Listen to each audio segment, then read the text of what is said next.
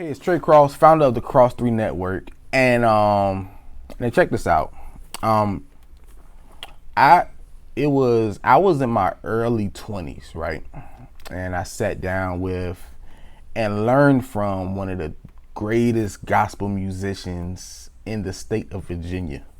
I mean, this guy had played at the time. He had played for artists like Dorinda Clark Cole. He had played for artists like Ricky Dillard.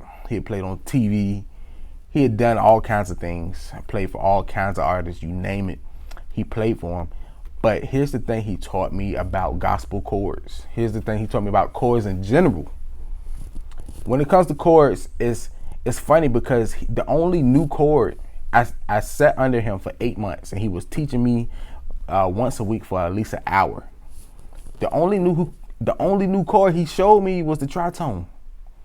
But what he did, he showed me how to use my inversions. He showed me where to use my chords and how to use my chords. And see, that's the thing. Like, it's not always just what you do, but it's how you do it.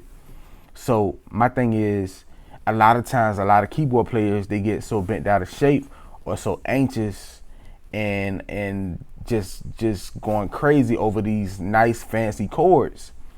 But the thing is, I feel like at the end of the day, I think the first step is to master how to use the basic chords first. Okay, so they're just as fun. You might not think so, but they're definitely more important. Okay, so look, if you want to learn to master your basic fundamental chords, click the link below to download my free piano cheat sheet, and you'll get it instantly.